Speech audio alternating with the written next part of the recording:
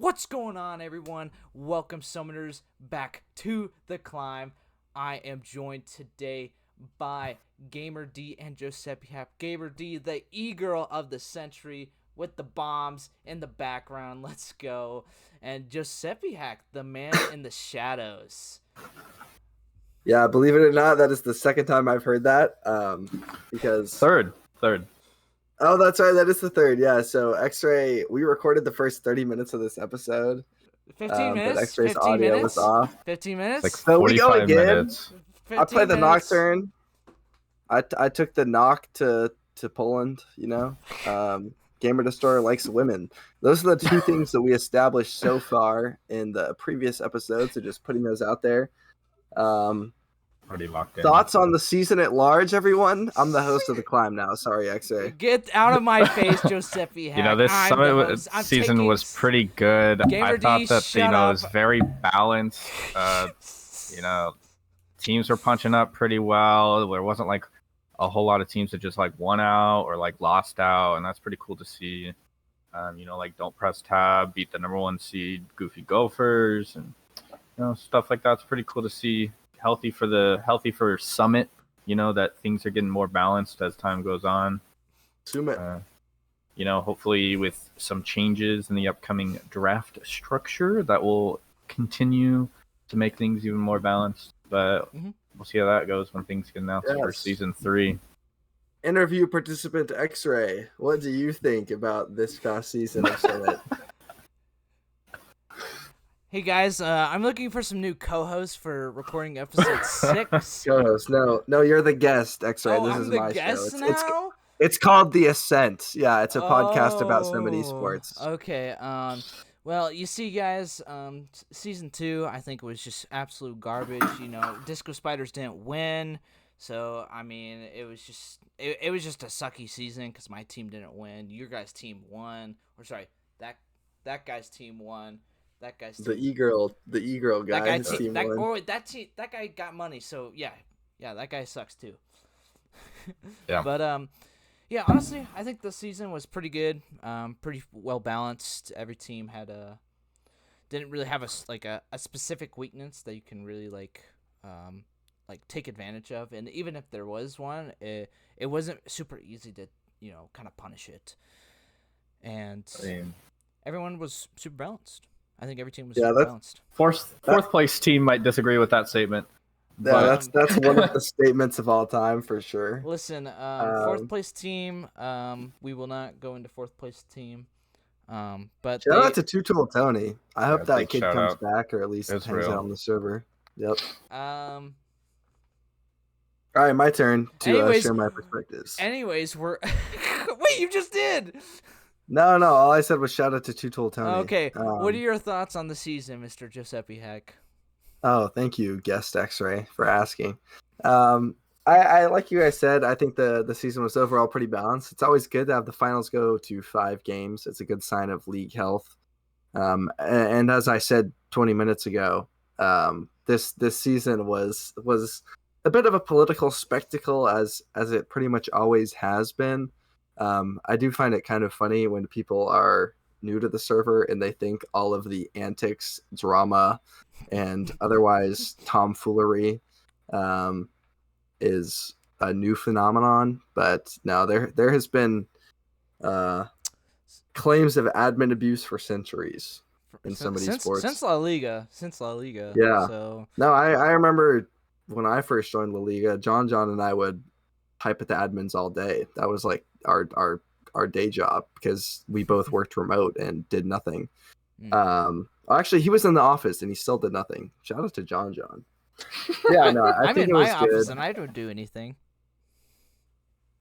No, you work in a factory. What are you talking about? You don't work from home. I work in a thought you fab, worked not in a I factory. thought you worked in a chip factory. It's not a factory. It's called a fab. Is that short for factory or? I don't know. Yes, it is. Sure. Continue, Okay, host. Thank you, guest Gamer Destroyer. Yeah, I also do just want to say, as a former admin antagonizer, that I know there were a lot of disagreements about the rules this season.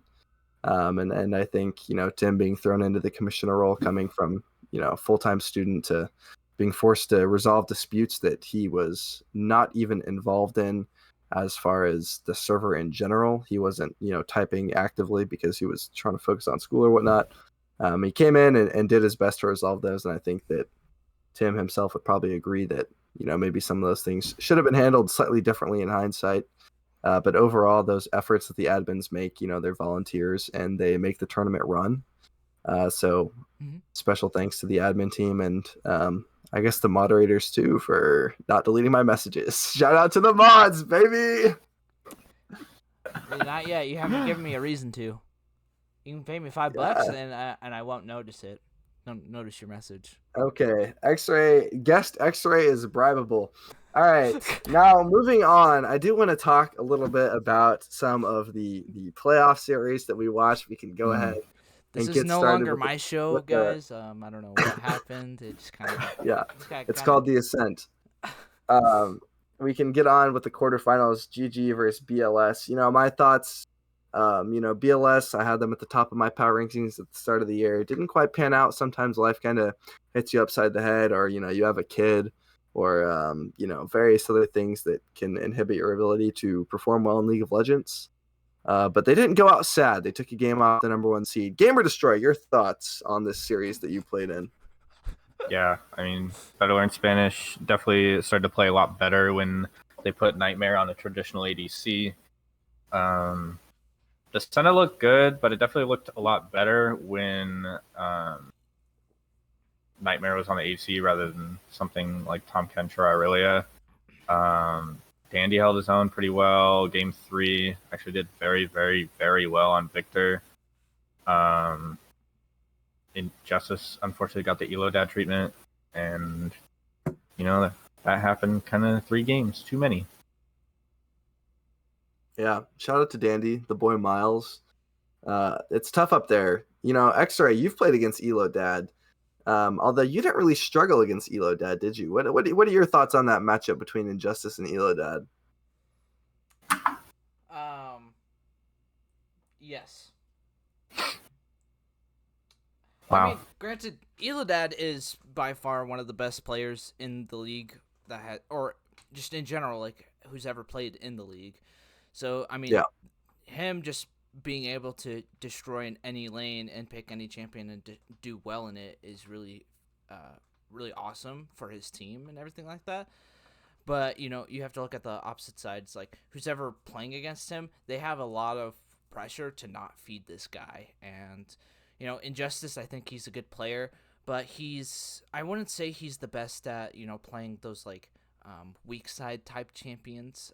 He's really good at those like juggernauts and able to apply different pressures to weaker side top laners or even equal matchups, I would say. But I think overall, Injustice, a little unfortunate that he got the beating in him, but granted, it was to Elodad, the best player. And BLS, I think, is underperformed this year. I definitely agree with you, Josepi, that this team should have been like top tier, especially with that bot lane. I think that's one of the best bot lanes we've had since Goblo's Eve. So yeah, if only Wujin wasn't homeless for 3 months. Yeah, exactly. It's sometimes it's not even that you had a kid and you have slept 0 hours ever. It's sometimes that your apartment got flooded or you're moving and you just don't have a gaming rig to play on. Yeah. Which sucks. I mean, I feel for them in that regard. But, like I said, they didn't go out sad. They took a game off the best team in pretty exciting fashion, so no shame. All right, it's my show now. Moving on to and setup versus corporate budget cuts. And setup getting 3-0'd to the corporate budget cuts. And, corporate budget cuts, it's pretty impressive that they didn't throw a series at like 30 minutes into every game. So that's pretty good for them. And they looked really dominant. I mean, and setup, not a super easy team to beat in general, but, and setup just fell short in a lot of games. And JosepiHack, what are your thoughts on that series? Yeah. As I said again 20 minutes ago, I think that the reason that we beat them is not because we're just like 5 better players. I don't think we skill checked them at all. I think the reason that we won is almost purely draft. Um, I'm getting deja vu because I said this 20 minutes ago, but yeah, they just didn't have a very good read on the series meta. We had a super high priority on Orianna. We got it the first 2 games. They actually traded Jarvan for Orianna. They took Jarvan on blue 1, and we took Ori Maokai on red 1 and 2, which was really damning from a strategic perspective as far as their ability to win the game.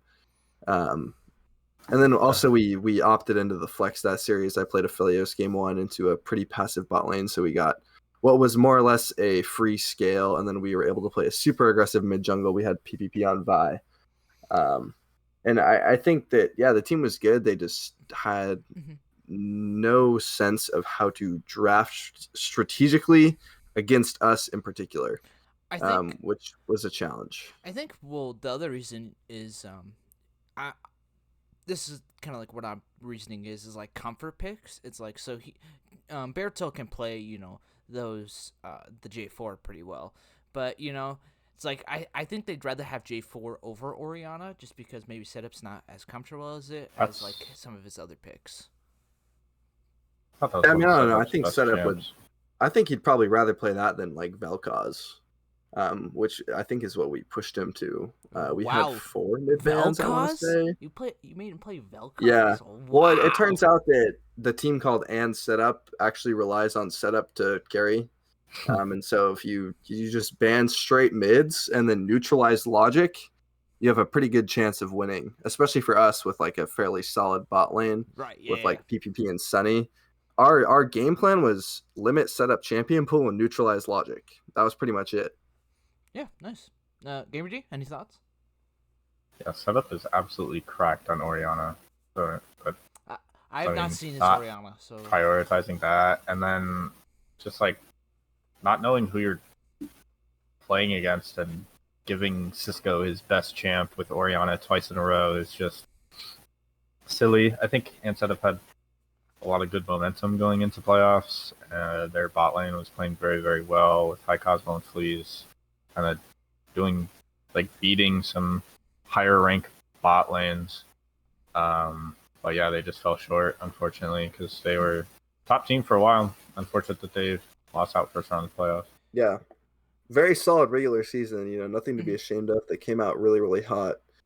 But it's how it goes in amateur. You don't always have a coach or anything like that to help you draft and stuff. So yeah, I honestly think it literally came down to like the last couple games that they just happened to just fall short in those last couple regular season games, and they just could not get those points, and they got beat by GG and Disco Spiders and Misfits.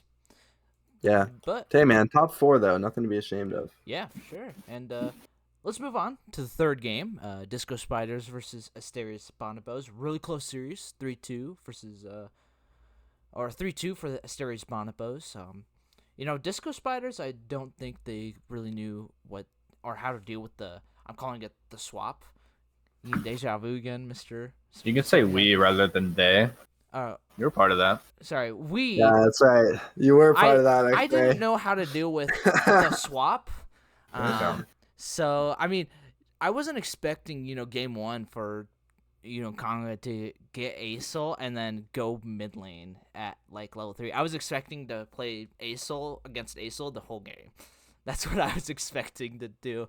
But, they pulled it off, the level 3 switch after three waves.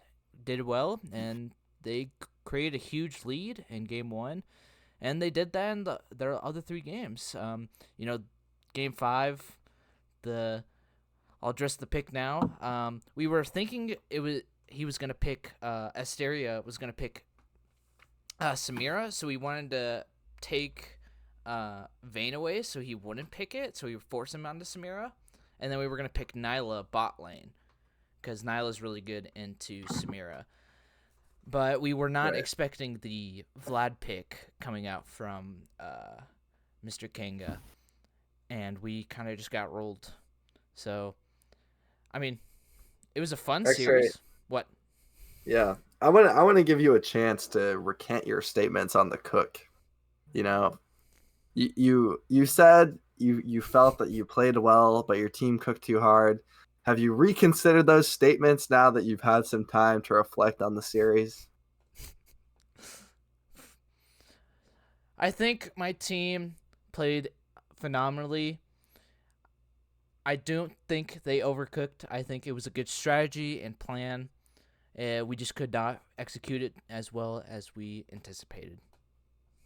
See, that's what it sounds like. You know, you had some ideas behind the pick, behind the draft, and ultimately it didn't work out. But you know, I respect that. I think there was you're, just too many a good man for saying that. I think there was just too many factors that had to go right for him to pick Samira and for like the mid pick to work. Just because of like the swap of them swapping, it just creates so many variables of like, okay, we not sure what they're gonna pick or how they're definitely gonna play. And it sounds like you guys, maybe like Sulpan and Pyrosis at least, who were probably doing the draft, I imagine, really kind of took a tunnel mindset on this Samira pick and like playing around a bot lane counter. And then that put you in a bit of a hole in game 5, which happens. You know, it's like I said, drafting is really, really hard, and we're all a bunch of casuals trying to do it as best we can. And sometimes you just lose a game in draft. It's just how it goes. I think Asteria kind of was able to draft taunt everybody with the Samira pick, making every bio he owns related to Samira when he only played Samira one time. And I know it was left open more than that. So really? Yeah, interesting. That would have been really good info. But yeah, I think AB with their impressive level 3 capabilities, had a really good series and played super well. And you know, they got the dub in the very end. Yep. And yeah, 3-2 for AB. Let's move on to the last quarterfinals game. Misfits versus MNC, and man, talk about a 0 to hero story. MNC taking it to 4 games, 3-1 for MNC. I mean, Misfits, this is the number 2 seed, so probably one of the best teams. You have a really strong jungler, really solid mid laner, a top laner that role swapped and is performing really well in his role, and you have a really good bot lane. And yeah, I just was not expecting Misfits to, fall short in this series. Yeah, I mean, okay. If I could go first here, Colin, just to clarify a statement that I once made. I think Misfits are good. I called them frauds when they lost this series. And the reason that I was never high on Misfits as it came to playoffs is I think that team was carried by Alturas and Sparks, top and support. And I think when you run into these 5-game scenarios against teams with really, really strong mid laners and 80 carries like Mystic Ninja Cyclones, it's nearly an auto loss for a team that's carried by the corners of the map. I think it was just a really, really hard matchup. And it kind of showed when neutral Azurill, it's like, oh, this guy's popping off now on a bunch of different champions. So it was tough. But yeah, I mean, Misfits are good. And they also played such a unique style, like Red Ranger on the Swain. And then My Hot Daddy on. That is such a crazy name, bro. I cannot believe he's called that. My Hot Daddy on Waveclear champs like Asol. But yeah, I mean, shout out to Misfits. I think, yeah, really, really strong season, honestly, and you have to commend their willingness to practice and work as a team. Mm-hmm. Yeah, I'm curious to see the drafts from this series, because like looking at it, Neutral Azurill had a comfort pick every single game. I mean, throughout the whole season, he carried on Orianna and Syndra, and to give him those 2 champs every single game is just outrageous. I mean, I think it's a bit understated how much of an impact that guy had on that team, just in sheer carry potential. He got leads and ran away with them, and yeah, he played very well this series, and it didn't look like they really had an answer for him. Yeah, I mean, Yeah, and Thim popped off too. Jesus Oh, Christ. yeah. 11-1-9 game 2. yeah, 13-2-14 game 3. 9-1-8 game 4. That's out. the Yeah. Holy shit. MNC, like ever since they had their player swap, they are insane, and they had been picking up wins. They lost their first series with OT Gator, but after that loss, they did not lose another series until finals. So, I mean, they just looked so comfortable and such a dominant performance. I mean, OT Gator, Neutralizer holding it down in the mid lane and the jungle and just able to do everything. Them and Lord Tubbington, honestly, really good bot lane. You know, both of them played fantastic this series. And then Asuna, he was in the top lane. He was just mitigating the loss to the best of his ability. However, He did very well game 2. I'm gonna Had say a huge one lead thing. on Sparks. I'm going to say one thing. Asuna, if you want tips on Ornn, let me know, because your Ornn was atrocious, and it made me want to angry, and it made me want to punch a wall. I watched it game 4, and I watched it in the GG series, and it was just really bad, and I wanted to yell at people. But Hey, man. good player. I mean, his Yone, crazy. There's a reason it gets banned most of the games against this team is because he's able to carry on it. So, hey, gotta give props to the guy. And Yeah. I always tell people I think Asuna might be the one League of Legends player who's actually held back by his solo queue teammates. Wow. I think like he's actually pretty good. Mechanically especially. I've played a couple solo queue games with him and I've sprinted it every single time and we lose. But he tries to carry me. And you know, I respect him for that. And he also, you know, keep in mind, XRAY, with your Ornn comments, he is off role, does not traditionally play top lane. So filling in up there. But yeah, I think as soon as MNC got Gator, it wasn't that Gator is like a million times better than Ranger. You know, I think Ranger is actually a very, very good jungler. That they just kind of happened to spiral early in season. They didn't mesh for whatever reason, and then their mental just exploded. And then when they got Gator, it's like, okay, here's a mental reset. Here's a jungler who's going to come in and say, "Ah, shit, my bad. I'm why we lost. Let's go to game 2." And I think that's why they bounced back. It wasn't that they were terrible and they somehow became good magically. It was really more they just realized their potential once they got the mental under control. Yeah. Especially with neutral Israel, like that guy is actually so good. Like even in games where they were getting clapped when they were like the worst team in the league, he's like 4-1-4. Yeah, and they're still on getting all crushed. 5 roles. He plays a game an insane amount. Yeah, you say he's worst diamond teammate of in all every time. role? Yeah. What? Yeah, he's really good. He's like gonna I said though, he's the new T1. Title Yeah. 1? no, he's the new Gargura official. But Oh. yeah, I would hate to be on that guy's team, but he's pretty good at the game. Yeah. Let's go ahead, and that will end the quarterfinals. Let me re-say. Let's move on to the semifinals. GG versus CBC. Man, GG 3-0. Before we get to JosepiHack, what I will say is I don't know when I said it, but Corbett Budget Throws is back in session, baby. Throwing the leads every 30 fucking minutes. I don't know why you guys continue to throw your leads, but you know, I mean, GG overall is just a really strong team. It's hard to deal with them, especially in that top lane. Even when you're playing against DB, probably the best weak side top laner, you know, plays those tanks and can play that weak side super well. Even if he's on like the best player or like best weak side champion, it's still really hard for him to not, you know, get killed by Eladad. So gotta give credit to where it's due. But yeah, I mean, GG. I literally have it in my notes. Cleaning out the office of core budget cuts.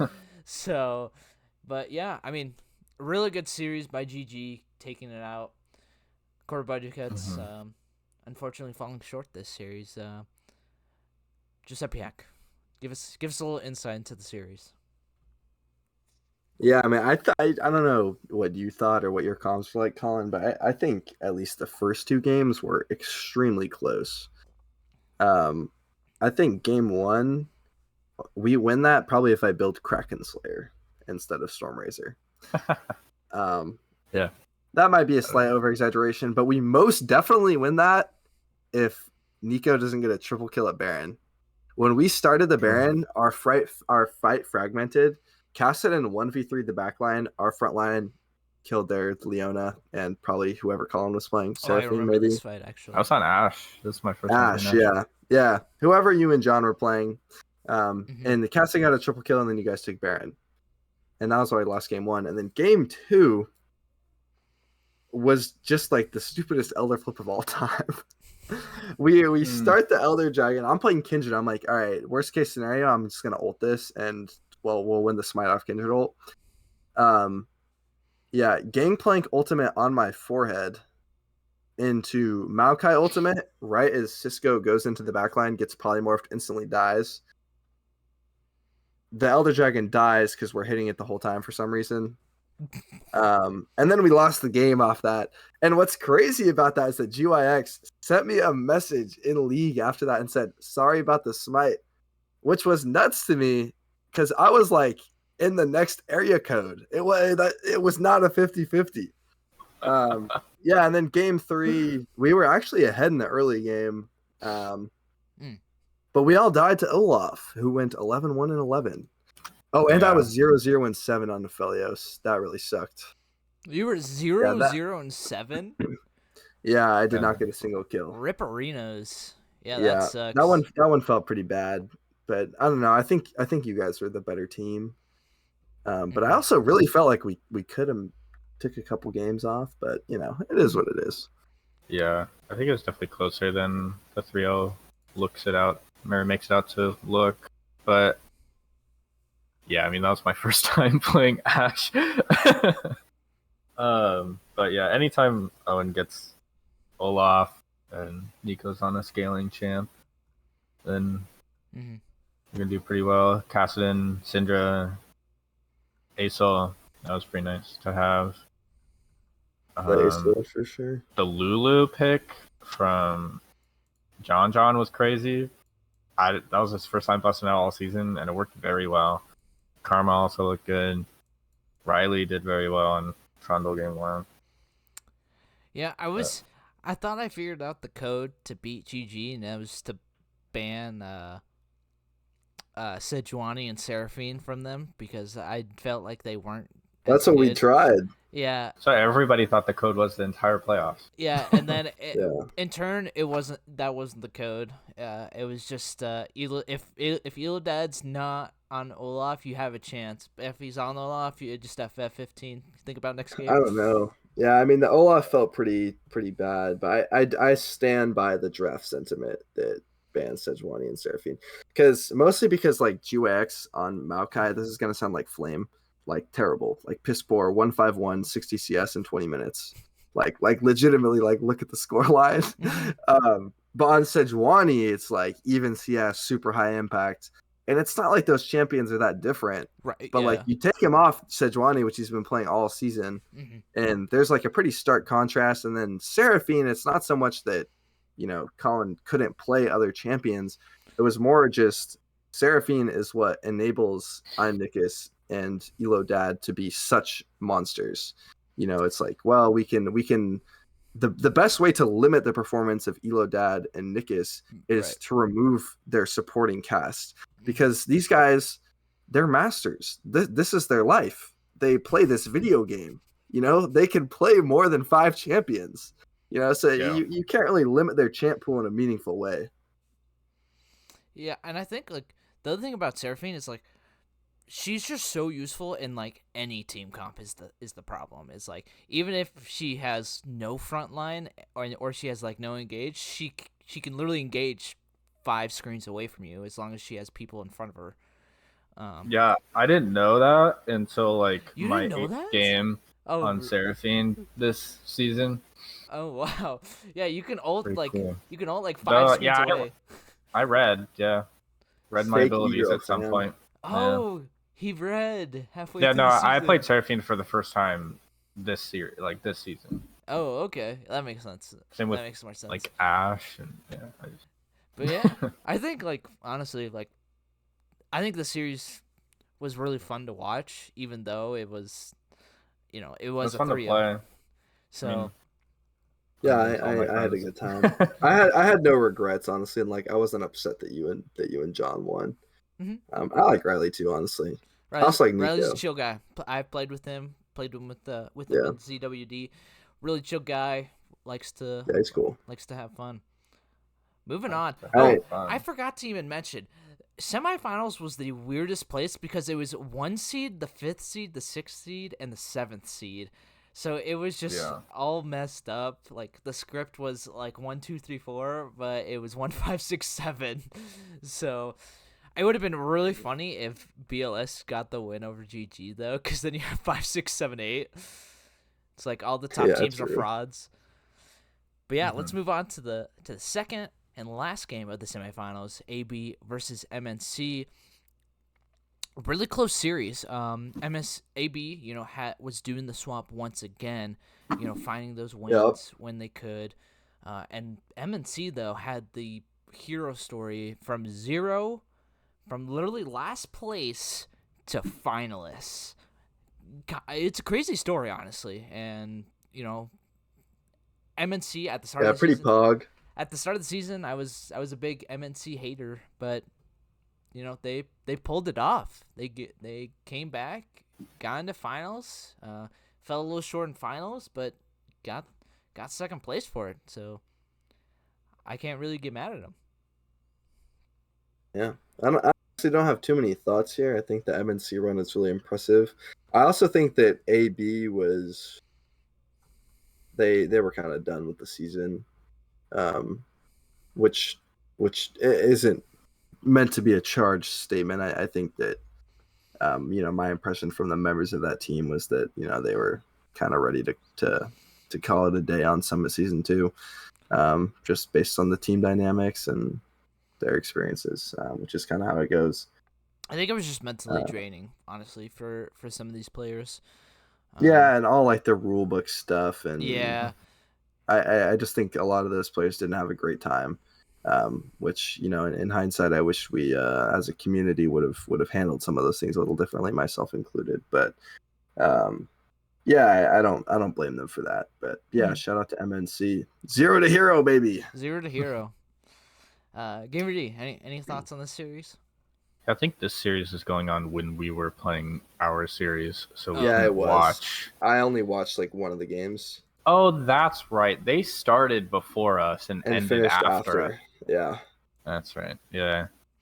Oh. No, I mean, it's just all you, looking at XRAY. gold graphs, it's like Yeah, I don't have much to say about this series. Just like AB trying to do those swaps again, Kanga did play a little bit more in that top side, though. He played it in 3 games instead of the 2.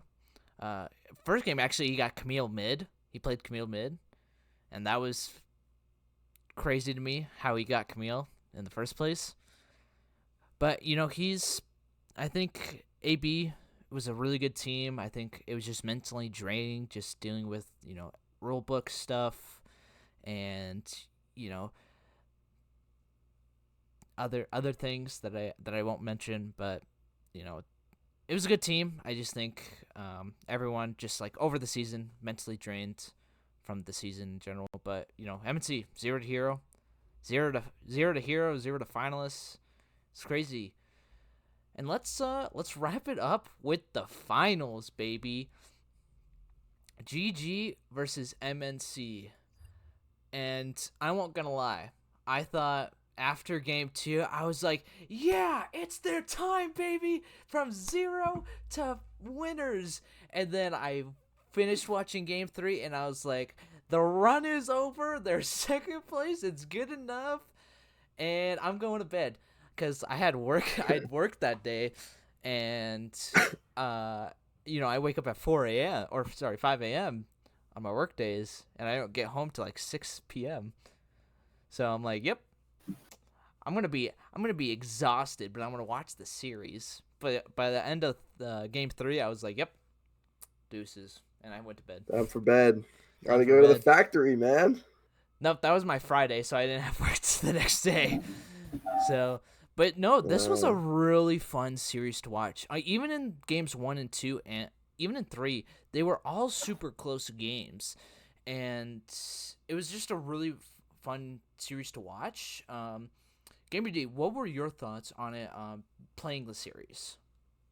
Oh, it was a fucking hey, panic. Don't worry, the audio's not on. Yeah, not recording again. But at like 11 a.m. that day, my power went out. And so I had to go to Undercity Devil's house and play the finals from there on his girlfriend's computer. So that was super sick. So I was already pretty stressed out from that. But yeah, I mean, game 1 and 2, I was nothing but a caster minion, and it showed, and it pretty much like made it so that our team couldn't do anything because Thim was giga fed and just dumpstering us. Neutral Zero had a crazy game 2 into Nico on Oriana and kind of carried the game that from there. Gator was obviously a menace on J4 and Thim popped off. Tubbyton on Seraphine is absolutely cracked. Super good comfort pick for him, and it did a good job of getting me off the pick without having to use a ban. But the swap over to Ziggs definitely helps quite a bit, and then getting Elodad and Riley onto champs are kind of trying to do the same thing and win that 2v1 either in the top lane or 2v2 in the top lane and the mid lane. Kind of playing for those 2v2s while Eldaho is able to just go help it, make it a 3v2 because I'm on Ziggs and can't really do anything into him. Definitely had to change up our strategy quite a bit, and by game 5 we were rolling with what we knew how to do and just kind of stomped them. Wow, I didn't even see the scoreline for game 4 and 5, but that looks rough. Yeah, I mean, game 3 it felt like was kind of their last chance. Right, yeah, for sure. You know, like they were ahead in game 3, and once they lost that, it was like, Yeah, I'm not a huge fan of the Draven pick. I think I don't remember what was banned off the top of my head. I mean, if you stomp the enemy ADC 2 games in a row, you're gonna go to a champ where you can stomp them even harder and carry even harder. So I don't think the Draven pick's bad at all. I mean, it obviously sucks into like having to play into a fed Camille and Vladimir and Trundle when you're on Draven, but right, I mean, for sure. I mean, I don't know. I think like the reason why I probably wouldn't have opted into the Draven is because it's like, all right, so you perma pushes Ziggs, so what? You know, like you really need to win the game. Like you need to win the game as Thim. Thim basically, you know, he has like some help from Neutral Zero and some help from, you know, like support and jungle, but Gator. In reality, like this guy needs to win the game. Like it's pretty much all about him. They need to camp bot. They need to get him giga ahead. This is their only chance. And when you pick a champion that is power balanced to dominate the early game, you know, there's some sort of consistent damage trade-off or safety trade-off in the case of Draven where you lack mobility. And so I think opting into the hypercarry archetype, you know, you could discuss that option. I know they did in their post game. I watched that clip, which is pretty funny.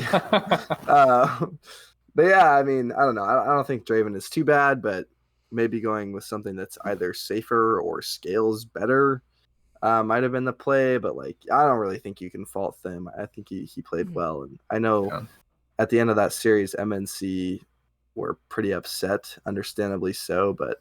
You know, they should definitely give themselves some credit for the run they had, and especially given the conditions. They had, you know, a quarter of a season to practice compared to everyone else. Absolutely. I'm baffled our mentals held it together after game 2. Yeah, That seriously, was I'm surprised too because you guys never really got tested, except against Disco Spiders very early in the season. Yeah, but even then, like, it's not like even if it like against Disco Spiders, I think like that's like the start of the season, right? So you guys haven't really played much, if you guys have even played at all, right? It's like okay, so we're just gonna kind of feel out the gears, see what works for us, and then kind of get going. And then I think just what happened is basically Elodad at the start of the season was just like, I'm better than everyone. I can just do whatever the feel like. And then he fell short against me. I solo killed him like 4 times, I think. True. So I mean that's just unfortunate. But after that series, I mean he knew what he had to do, and so And did that was Nickus. dodge X-ray. He knew what we had to. All he had to do was dodge X-ray. I heard a rumor that Elodad Venmoed Asteria $500 after they beat you in playoffs. Yeah, I heard that in their server, their Oh, Discord server. okay, I gotcha. Yeah. Light Sphere leaked that to me. Nice. But yeah, I think that is all we got for you guys this season. We do have a little announcement. There may or may not be a tournament next week in the arena fashion in the Summit server, if anyone is interested. More details to come, but we may be having an arena tournament next week. Thoughts, gentlemen? Thoughts, gentlemen? No? But yeah. Yeah. So With that, I probably won't play in it because set is broken in that shit. But yeah, cool. yeah, so I've been your host XRAY. And this is Gamer D, JosepiHack, and yeah, this has been The Climb, guys. I will see everyone next season. Maybe, who knows, maybe there'll be more guests or more. Shout out to Two Tool Tony. Shout out to Two Tool Tony. Thank you everyone for coming and watching the podcast. Love you all, and we'll see you next time.